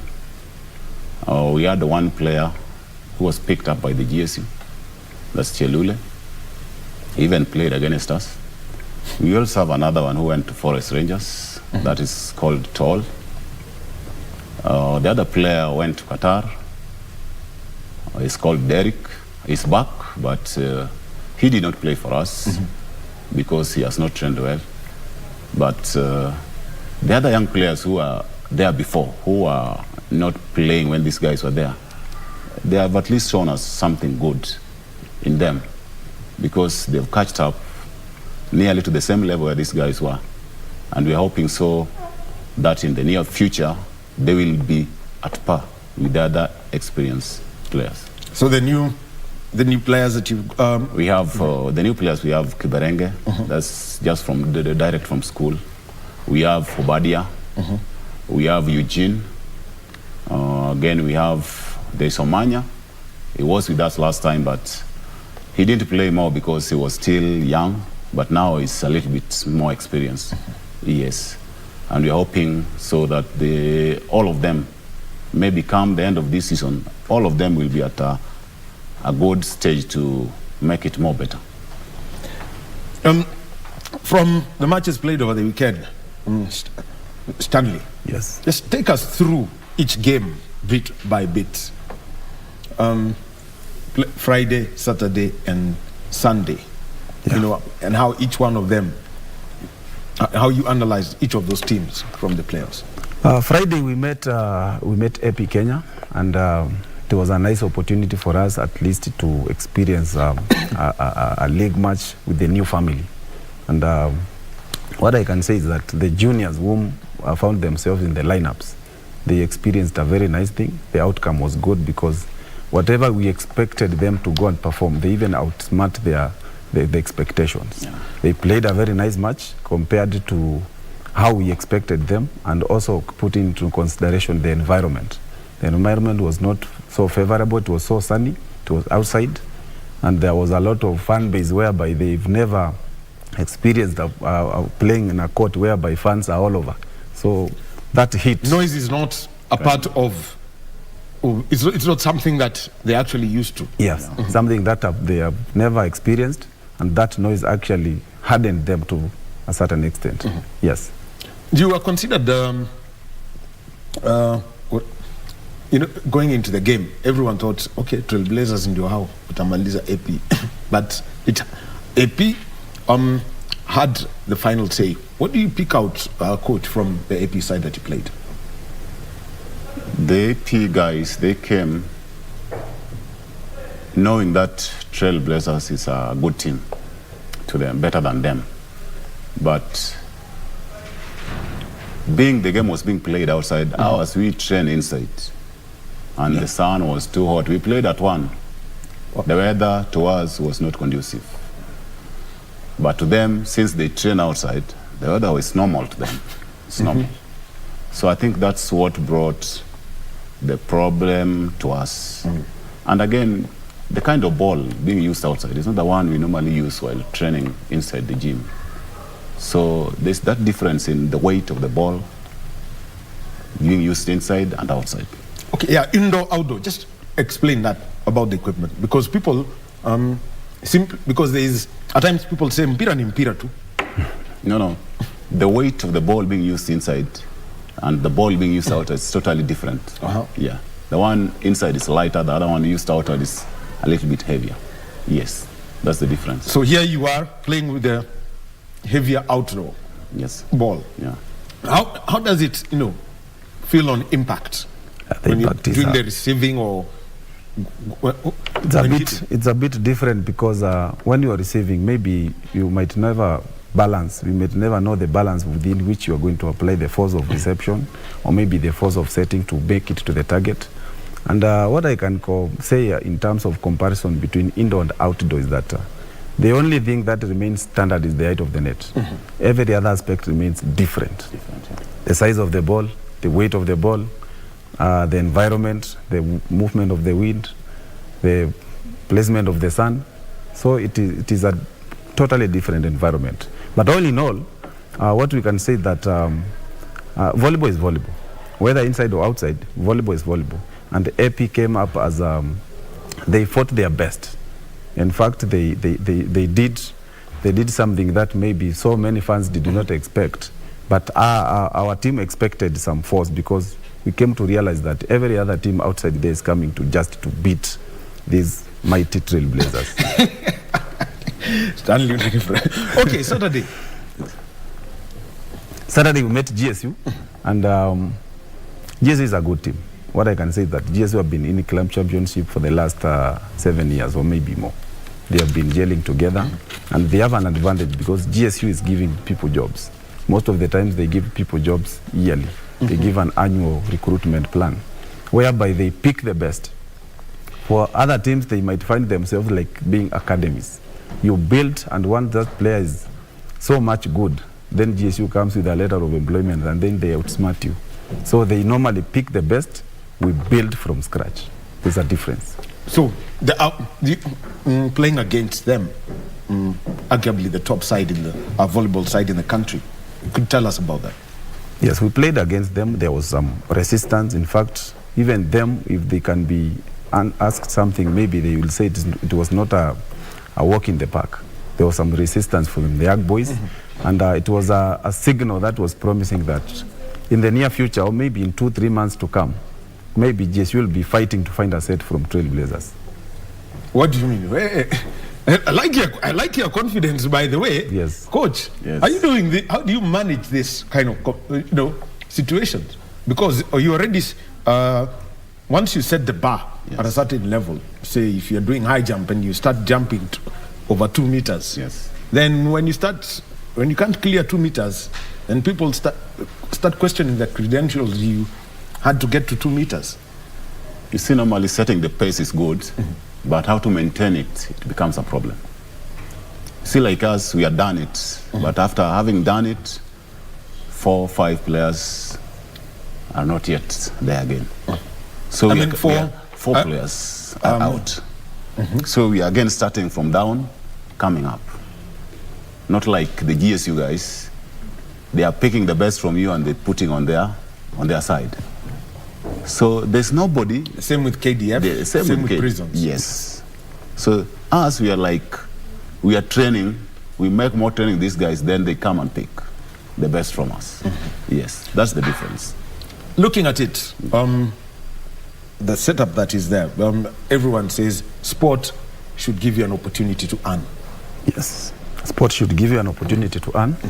And that is why in Kenya currently as we speak, so many guys who find themselves in volleyball, they play their best at least to find an avenue for employment. Some of the times you find once they are employed, they are like, finally nimefika. But now, I would like to shout out to them that the introduction of Trailblazers is now changing the aspect. Players need to play for that career. We need to make that volleyball as a career, such that we can also bring that economic balance whereby if you didn't make it good in high school, or maybe you don't make it good in your studies, you can also find another avenue of you earning and earning a life. So in volleyball, it's a bit different. We are trying to transit from players playing for jobs or players playing for something else. Other players should be playing for career, whereby you need to build, you play that volleyball, and that volleyball should be your future. So most of them, once you find them going to maybe KDF, going to GSU, going to maybe AP Kenya, whereby someone is at risk. You are at, let's say 25. You don't have a job. GSU is employing. You're still pushing this career. And now the sponsorship of volleyball, which is now we having in Kenya currently, is not favoring the boy child more. We find them teams from the ladies department whereby contracts, they sign contracts which are better. If you give a player 250,000 per month, that player will give it all in the volleyball court. Will never want to maybe go to other avenues of side hustling. So for men, once you realize that a player is not earning as much as that which can sustain him in the society, then you will always be broad and you will think of maybe going to find some job somewhere so that at least you can sustain your family or maybe your parents back at home. Yes. Coach, retaining players, because this is now where, as part of the leadership team, for example, if he's given an opportunity to go play for KPA, if KPA come calling and say, we want him, how then do you ask a player, convince a player to stay? Okay, to our work is to coach. Now to convince, the work now comes to our boss. Yes. That is now, maybe if a contract is given, that one will make a player now be retained in the team. Yeah. So when contracts are there, the players will judge whatever they're being given on that side also and see. That's how it comes out. I know, I'll be fair to Kenyan clubs in any sport. If you get an offer from Tunisia or Qatar or Japan, you will not leave it because the pay is way above what you'd get here. It doesn't matter which club it is. The pay is way above. So the question then is, coach, you're with these people every day. How do you keep that conversation such that you can say, I don't want to lose Eugene, I don't want to lose Stanley, I don't want to lose anybody. But you see, if you train a player, he goes there while he has gone to his peak, he has gone to his standard, the best standard he is. Then when he goes and maybe get employment, to me, that is not all that bad. We play, this player, if he plays, he plays and maybe get employed, will be better. You will not even play for longer. Yes. We'll play for a duration. Even me, I was a player. Yes. After having played for all those years, I left playing. I'm now a coach. But still, I need to see how my family also can also go through. Yes. Yeah, even on the same note, even what I can mention is that we also concerned about the future of the individual as a person. We don't just need to use that player to win titles. Then what? When that player is exhausted, he might go back to the village and might find himself useless to the society. So whenever we have a player today, that player is a nice person in terms of whatever he's executing in the pitch. Yes. We are proud when those avenues are open for that success. That success is our success. Because we cannot say he's part of us. His problem is also our problem. Yes, so his success is also our success. So we find it better, even if we lose matches, because we lose every player every day, it's all right. In as much as we are losing those players to better avenues. Better areas. Yes. Like for now, we have Moses in Qatar. That's good. He's gaining more experience, and able to sustain his family. More money. That is so that's I would good. fully That's understand. Yeah. I mean, I can't put it on any sporting club in Kenya. Yes. I don't know of a club that can pay 500,000 shillings. Currently, no. It's difficult. Yes. So, final word from you, Stanley? Final word that I can send to the social media is that Trailblazers has brought a different approach, which need to be encouraged so much. And if financially we get a boost from maybe a potential sponsor, then you can see whatever avenues we are going to create to the society, we're going to change the lives of so many individuals, we're going to change the careers of so many individuals, and we are going to find people being encouraged in the same sport more than before. All right. Coach, final word. Maybe to me, this club, we want it to be a professional club. And for it to be, many sponsors, they have to come in, they have to chip in, so that we raise the standard of the players of every department in the club. Yes. That's the only I can say. Thank you very much. Bernard Uselu, he is assistant coach of Trailblazers Volleyball Club. And we've got Stanley Mutua, who plays for the club, talking about their experiences with the club and, the kind of waves they made last year, just after being formed in 2021. Thank you very much, gentlemen, for being with us. Thank you. All right. Now, time for me to leave with this. Our sign language interpreter has been Lucy Mora. Coming up next is Kurunzi Mashinani with Zainab Said, followed by Tam Rini. My name is Daniel Mohome. Have a good day.